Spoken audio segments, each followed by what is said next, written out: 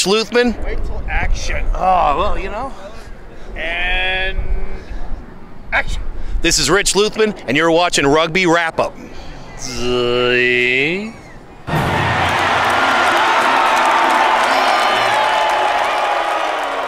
Presented by our friends at the British Council.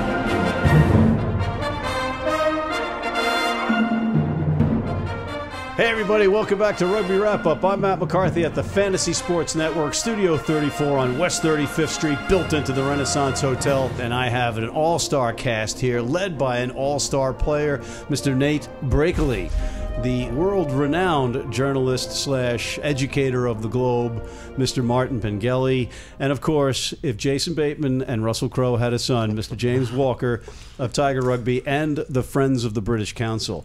Gentlemen, you just heard a conversation with Mr. Dan Payne, the CEO of USA Rugby, talking about the new head coach. All that glitters is gold, Gary Gold. And I just wanted to get your opinions. We'll talk about it a little bit. A couple of things.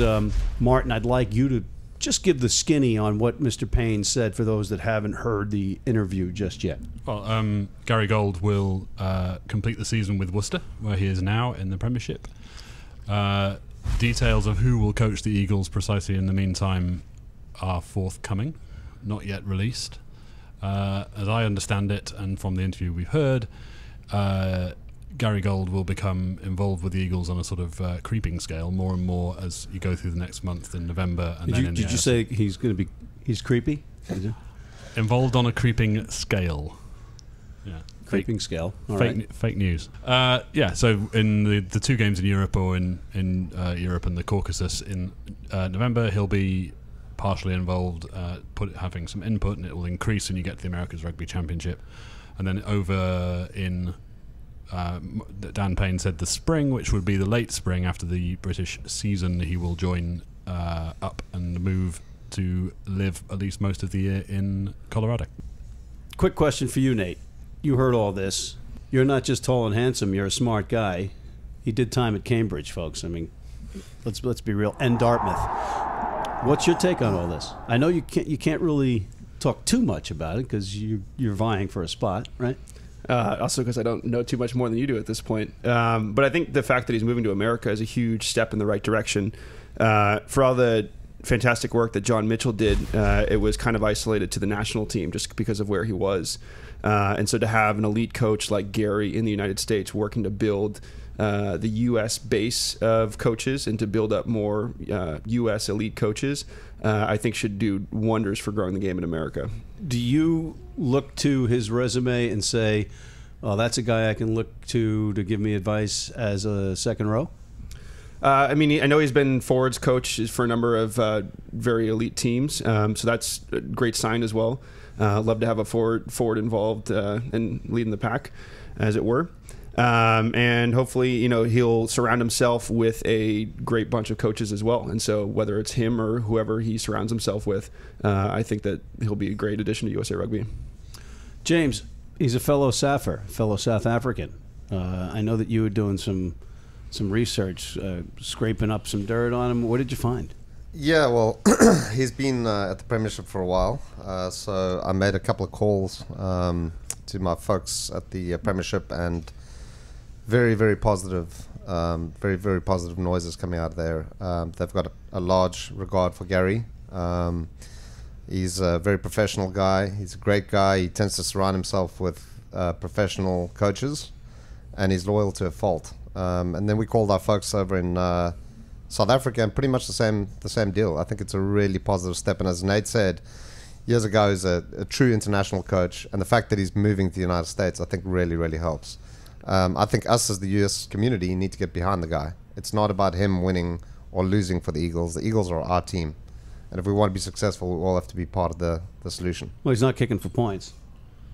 He may. He may. He's that good, folks. But Martin, he just brought up a point saying that Gold surrounds himself with good coaches. But I think from that call, it sounds like Dave Hodges will be selecting the coaches that surround Gary Gold. Yes, it would sound like that from the call. As far as I can see, as far as I understand from a couple of calls I made to contacts yesterday, you're going to watch what happens in the Americas Pacific. challenge in October with Scott Lawrence in there. I would assume he would be in for a role. And I would say I assume. I don't know, but that's. So you're saying Scott Lawrence is part of this setup? I assume he is. Yes. I See assume. what I'm doing there? I'm spinning on the pundit there. See, that was pundit spin. Fake news. Fake news. Nate, you're going to be part of the APCs or no? I'll not be at the APC. All right, so you're just going for the America's Rugby Championship thing. Well, hopefully Or I'll be November. involved in the November test. Yeah. Right. So how does this settle you now? Does this make you feel okay? I can figure out the future a little bit better because right now there's no professional setup in the country. You know, we've had the Pro Rugby USA setup, we've got the MLR looming, but for you have a day job, right? You got to play rugby, have a day job. Does this lessen any anxiety that you might have had? Honestly, I wasn't too anxious about this situation. I have a lot of confidence in both Hodges and Mags, who's behind the scenes there, to put together a great coaching staff. And also at this point, this generation of players that started under John Mitchell has been together for 2 years. And so we've been working together for quite some time now, and I have a lot of confidence in those boys that even with some disarray in the coaching staff, if there were any, that we could pull together and get our noses in the right direction. Martin, it seems as though we've had the history of USA Rugby has been coaching disarray at times in 7s and 15s, and do you think this kind of starts to calm things down a little bit? Well, it calms things down, as Dan was saying, through the World Cup. Once Gary Gold's here, I mean, you're always going to get some flux in international rugby coaching. You get flux in international coaching positions with the big major unions. I mean, it's not a secure job.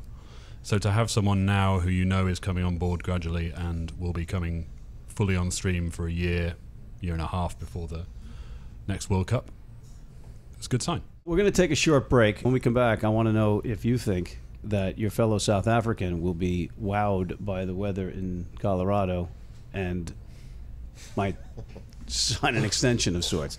But in the meantime, we'll be right back after these words. If you're just joining us, this is a big match and a big moment as Clijsters toes the line. You know, John, Anderson has really been struggling out there today.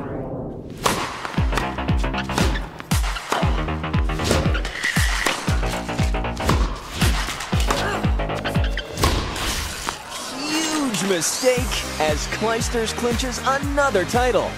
Don't let your nutrition get in the way. USANA, the official multivitamin of the WTA. Hey everybody, welcome back to Rugby Wrap Up. Matt McCarthy with Nate Brakeley, Mr. Martin Pengelly, and Mr. James Walker. We left off talking about Gary Gold potentially being wowed by the weather in Denver year-round. What do you think, James? He's been in England, of all places. Well, it's a beautiful city. It's a very healthy living city. Outdoorsy, winter and summer, and I think Gary's going to love it. Absolutely love it. I do want to say that I'd be remiss to not say this, that I think a lot of credit has got to go to Dan Payne and his staff to put this deal together. They've done a lot of very positive steps in the background that people haven't been seeing. Obviously, one of them is a little bit of a plug for the Premiership and the British Council, sending 35 coaches, kids over to the UK for a 1-week tour next year, free of charge. And I think that kind of thing, the coaching development, those are the kind of steps that we need to take. But really, hats off to Dan Payne and his folks. Do you think maybe a Gary Gold saw that and said, "Hey, they're getting serious over there. You got the Premiership involved in this stuff"? And I can tell you, we had Graham Henry over here with us last year, and everybody is looking at the United States. Everybody's looking, and they're waiting for the right time to jump in, and somebody's going to come at the right time. It's musical chairs, but somebody's going to be here when it takes off, and hopefully Gary's that guy. well, hopefully there'll be like a rugby show out of New York someplace that when this whole thing takes off, some lucky guy has a rugby show. What do you think, Nate? We can all dream. Nate, just for the folks at home that haven't noticed this, there are two football helmets behind us. You've got a Miami Dolphins helmet and a Denver Broncos helmet. And despite the fact that he's from Massachusetts and in in Patriots Nation, I guess, is that what you call it, Patriots Nation? And he's a Red Sox fan. He is a Miami Dolphins fan, but he's sticking to his aqua and orange In the meantime, you've got the Denver Broncos fan here who hails from Leeds. Leeds, Yorkshire, England. That's where I'm from. Leeds, Yorkshire, England. Well, of course, you'd be a Denver Broncos fan. I like John Elway when I was a kid. If that's not NFL marketing at its best, I don't know what is. Right? Yeah, it worked. Stuck with me. I'm thrilled to actually even see that helmet. So. Well, as long as we keep you happy, keep you coming back. All right. So, what's this going to translate into, and what's the litmus test? What is the bar that Gary Gold has to reach here? Does he have to win a World Cup match? Because we've kind of been fluctuating over the last World Cups on what was success, what wasn't success. Let's take that one, my friend. Well, that's a tough one. That's why I get the big bucks. Yeah, I think it's a big ask 2 years out to make that massive of an impact. I think hopefully Gary sticks around for the next 4-year cycle, so he can really put his plans in place and strategic plan in place. And I think that is where the next litmus test will be, is the following World Cup. So I got to follow that up then. Is this arrangement, when the World Cup is in 2019, wouldn't it be better to have the coach on the ground right now? Well, ideally, yes. I mean, I don't know the ins and outs of the deal, but he's got a job at Worcester, and obviously a deal has been done to keep him there and try and keep Worcester up for this season. I think it would be better for him to be here straight away, but I assume this is the parameters of the deal he's done. Maybe you balance that with the fact he's going to move here, and he's committed, or according to the US release, part of the deal is to work with grassroots, work with coach development, that kind of gig, which, in so-called tier 2 nation appointments, that tends to be what World Rugby is looking for nowadays, is to get coaches in who are going to get involved with the development. And as Nate said, John Mitchell did wonderful work but didn't live here, so that side of the job didn't really happen. There's all sorts of perfectly good reasons why he didn't, and that's just sort of the state of affairs there. So I think it seems like a deal that was made that was possible to get him here when he's getting here. Ideally, yes, he'd be here now. But so the answer is yes. I do want to state though that I'm not one of those folks that believe that you just bank on the World Cup every 4 years. I'm a firm believer that you want to go out there and win every game, and I think the real litmus test, as far as I'm concerned, is not really how you perform in this upcoming World Cup. It's do we get better between now and then? That is what I'm looking for. We should be winning every game. That should be our goal, and I'm sure, Nate, you guys feel the same way. We're not worried about what's happening in 4 years or 6 years from now. All right, so Nate, let's talk about a prediction. How many games you guys going to win in the next 2 seasons? Yeah, not even touching that one. Come on, I mean, what? Come on. No, but I mean, I think realistically, if you look at, we had some very slim margins of loss over the past 2 years, and it honestly comes down to a couple possessions in those games, and so putting in, getting boys more high level rugby time, putting in whatever system that Gary has, faith in that system. That's a few more wins that we have, especially against some nations that are ranked higher than us. So I think that there's as was mentioned, banking up to the World Cup and saying, we need to win World Cup games to make this successful is the wrong way to look at it, especially as a tier 2 nation. It's all about growth from a grassroots perspective. How do you characterize yourself on the pitch? Are you one of the loud guys? Are you letting somebody know if they're making a mistake? Are you more of a lead by example guy? Definitely more of a lead by example guy. Fairly quiet and just kind of put my head down and get my meters up. On that note, we'll be right back after these words. Brought to you in part by the Pig and Whistle, New York City's best and only rugby pub.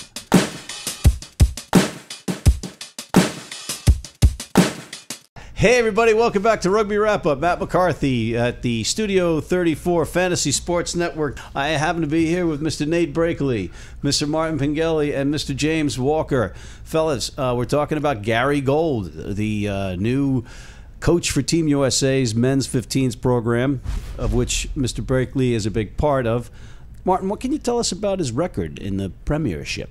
It's an interesting record. It started with London Irish, working with Brendan Venter, who he also worked with in South Africa for a bit. That, I guess, didn't go so well, so he left London Irish, went back to South Africa. But when he came back into the British what happened? setup, he joined Newcastle as a firefighter, as such. I've seen an interview with Gary Gold with the Telegraph in London where he objects to being described as Tony Pulis, who is a football manager who regularly rescues teams from relegation. But he is, in rugby terms, a firefighter. He helped, in fact, well, he didn't quite put out the fire with Newcastle. He got them from 9 points back to 1 point back and nearly avoided relegation in 2012, but was generally seen as a very positive influence. After that, he went to Bath. He had success. Bath were going well. He moved to being director of rugby. Mike Ford was there as head coach, who's been recently linked with Dallas MLR, which may or may not happen. And didn't Ford put his hat in the ring, throw his hat in the ring for this job? I believe so. I don't know so. I believe so. So you're saying he did? I believe so. I don't know so. Fake news.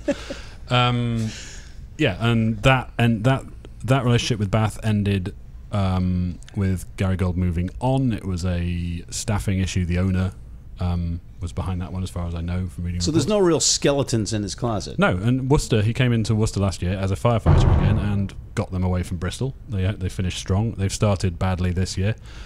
I wouldn't read too much into that because Worcester usually start badly. So they have been starting badly for a long time. He's a very, very widely respected coach in Britain, with stints in Super Rugby in South Africa as well. And we did hear CEO Payne deny allegations that I brought forth about Magleby feeding sausages to the Warriors before their matches to have them we perform did poorly. Yeah. So Nate, you're looking at your second. Is this your third head coach? Did you play under Tolkien at all? No, this would be my second. This is your second. What was one of the things you're going to miss about Mitchell? I really enjoyed his kind of expansive style of play that he encouraged. Very fast-paced, very encouraged us to be very fit and just keep playing at high speed the whole game, which made for exhausting but very exciting rugby. And so hopefully we continue to do that, because I really think it plays to USA's strength of just a lot of raw athleticism that we just need to temper a bit. Was that the Southern Hemisphere influence, do you think, or? It's probably a bit of that, and probably also a bit of the Sevens influence, is that he had a lot of Sevens coaches on board helping, and obviously the U.S. has had great success there, so trying to bring in some of that style and influence and success probably led to that as well. Final thoughts on Gary Gold, because we're running out of time. Final thoughts on Gary Gold. Promising appointment. Promising appointment? Agreed. Your new favorite head coach? Yes. Aside from the interim head coach that you're going to have? Whoever's current head coach is my favorite. That's a good answer. It's a very smart man. Dartmouth and Cambridge. But before we go, I want to catch up on what you guys are doing specifically. James, I know you had a big announcement with Tiger. We haven't actually made the announcement yet, but here it is. We are going to the Hong Kong Tens as Tiger Rugby. And we'll be flying from here to Hong Kong, and then from Hong Kong straight to Melrose. We've been invited back for the Melrose Sevens, which, for those that don't know, is where it all started. Yeah, it's a fantastic tournament. As a rugby fan, I couldn't recommend it more often. Wasn't the Melrose the butcher? Wasn't he the butcher? Wasn't the guy's the butcher? The last name was Ned Haig, I think he was called. Ned Haig. So who was Melrose? That's the club, Melrose. It's a place in Scotland. That was just a test. I wanted to see if Pengelly was still awake here at the table. So I want to thank you guys for coming on. It was a pleasure, and it's always too short. I mean, we could talk rugby for hours here, but we'll keep it short and sweet for everybody out there. On behalf of Mr. Nate Brakeley, who accidentally didn't play for the New York Rugby Club despite the fact that he's got a very, very smart education, and he's in the New York Rugby Club corner as a result. Thank you. Mr. Martin Pengelly, The Guardian, thank you. And Mr. James Walker of the Friends of the British Council and Tiger Rugby, thank you. On behalf of all of them, Matt McCarthy for Rugby Wrap-Up at the Studio 34 Fantasy Sports Network here in Rockin' Riley's at the Renaissance Hotel on West 35th Street in New York City, signing off.